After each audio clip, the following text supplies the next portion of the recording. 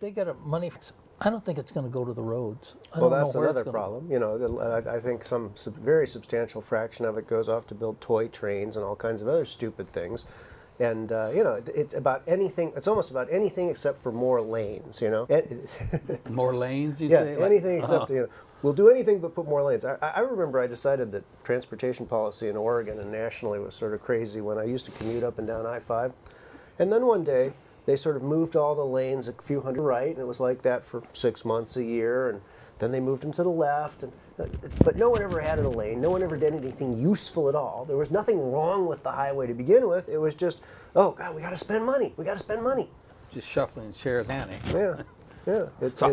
I'm not really sure The exactly. problems we have are not money problems. The problems we have are structural problems. We have like a kind of cancer that's caused by more and more people doing things other than what the people want. You know, and in the it's like there's a graph of the teachers, and the number of teachers slowly rises, but the number of administrators rises like this. You know, and you know, when I went to school, it was simple. You had a principal, maybe an assistant principal, and a bunch of teachers. You know, and now it's the specialist and that specialist and this media person. And the more these specialists and experts they add, the worse the test scores get. The children get dumber and dumber, the more they're carrying around this giant superstructure of people who are doing something other than teaching. Because teachers are like, well, now they have to interact with the administrators. They have to fill out reports, you know, and and testing. And gradually the children are sort of shunted off into some dark little corner while all these educational professionals talk to each other. Crazy to be true. Emmett Week says that they now in the high schools have 8 periods each day, okay? And the rule is that a student can't take more than 7 of those periods in 2 days. So the high schools are always half empty. All the kids are there about hay. And you look at this and it's like, something is really screwed up here, but you know, just little hints of it appear here and there. And there's this great rotten elephant in the room, which is this totally non-functional institution, and the only answer is support or give us all more money and everything will be fine. You know, that's the message for 20 or 30 years. People in Portland have got to wake up. That message is not true. For the children. It's for the Always children. Yeah. for So the children. message that you're taking is to run for Blumenauer. Now, you running against him, or are you talking about running in the primary? I'm running as a Republican, so I'm running against him. Right. So But you've I have already to been. make it- Your party's already chose you. As No. the, Oh, no. The Okay. primary's in May All right, 20th, that's and what I then the was election's in the fall. So we had the election here. You guys are getting the early story. That's kind of what I was wondering about. You're probably going to be running against Blumenauer in November. That's probably I what hope happens. so. Is there anybody else running that's want to Not jump that in? I know of, but the Democrats have been known to stick people in primary to knock them out because this is such a Democrat city. Sometimes they can get away with that I stuff. think that's a pretty universal. That's pretty much of a universal tactic, I think. Yeah. So that's all Okay. these years. The main issue is that there's a school of thought, okay, for which the answer to every problem is more government, and worse, the answer to every problem is more federal government. And so I kind of think people can have really honest differences of opinion about how do we run the schools, how do we run healthcare. But when it comes to the question of whether the federal government should be in charge of all of these new subjects that they didn't touch for 150 years, you know, I think the federal government is jack of all trades and the master of none. And the whole genius of American government was we had a constitution with a limited bunch of stuff the federal government did, and then the rest was in the states. And by having the federal government be in charge of at all completely, it brings everything to a giant, total, dysfunctional, grinding halt, where they sit around and they cobble together these 1,000-page things like Obamacare, and then lo and behold, guess what? It doesn't work.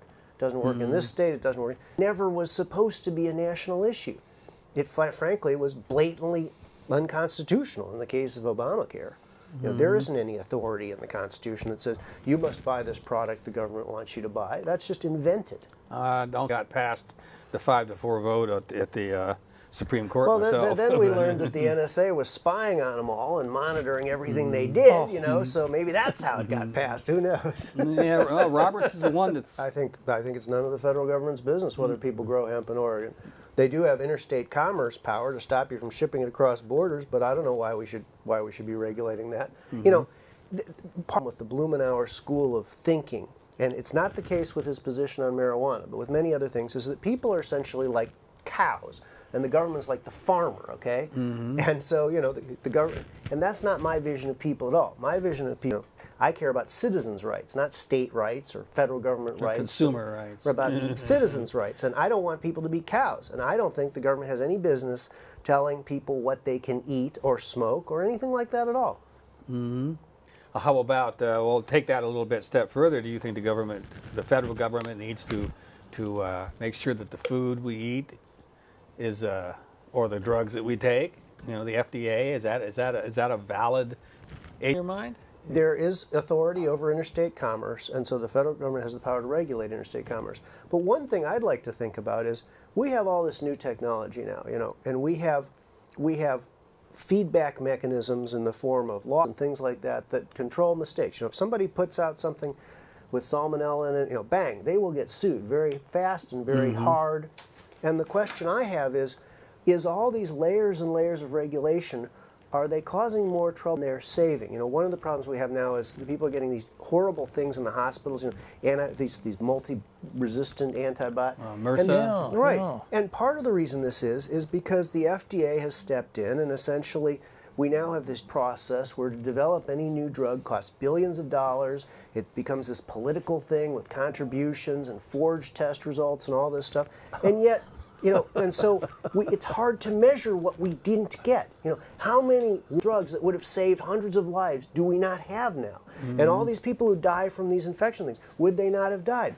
And you can look at it and say, okay, well, we haven't, you know, issued that many drugs that do these horrible things, but we have, in essence. You know, lots come through, and then after a couple of years, it's like, oops, you know, like that heart attack thing a few years ago. Thalidomide way back. Right, and so, you know, there's a feedback mechanism already. When somebody does this and it doesn't work, bang, you know, that can kill a company. People are naturally careful. And so the question is, have we gone too far so that we're now chilling the development of everything? And that, I think, you can easily make the case for.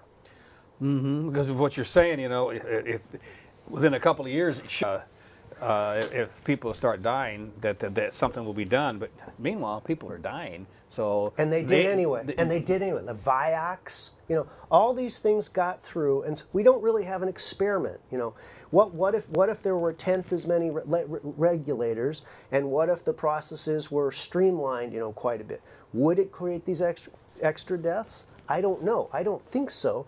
And I think if the costs of getting a new drug were approved were much, much less, we would save a lot more lives than we would risk. And nobody is thinking, but nobody in the world seems to be thinking in terms of pruning back the government.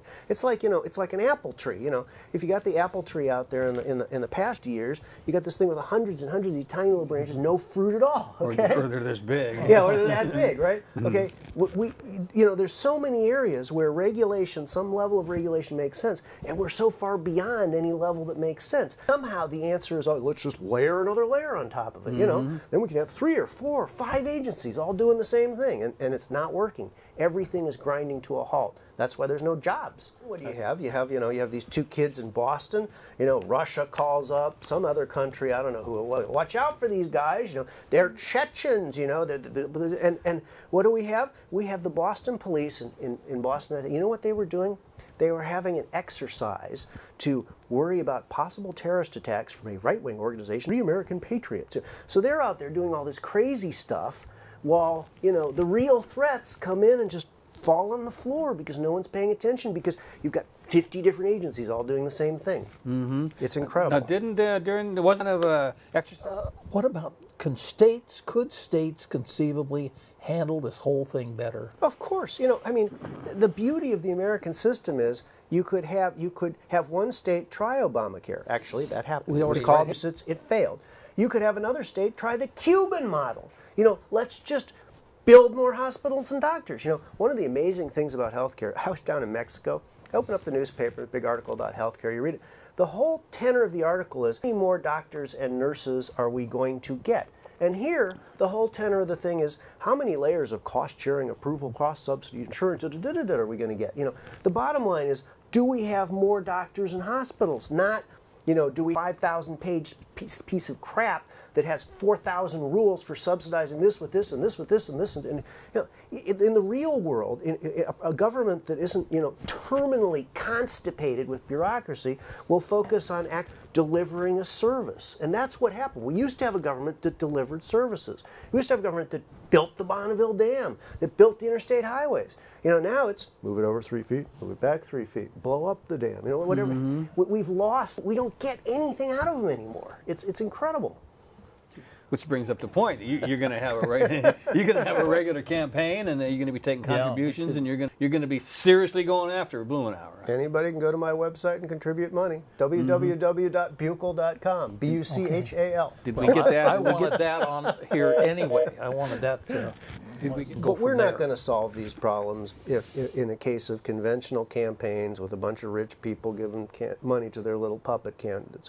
We're going to change things when people wake up and say, I've had enough. I don't want this anymore. I want to fix. I recognize that this little incrementalism of let's just send the same people back there again and hope that they do a better job this time. No, we're past that point. And people got to wake up. And my main issue, we haven't talked about it all, which is the emerging police state.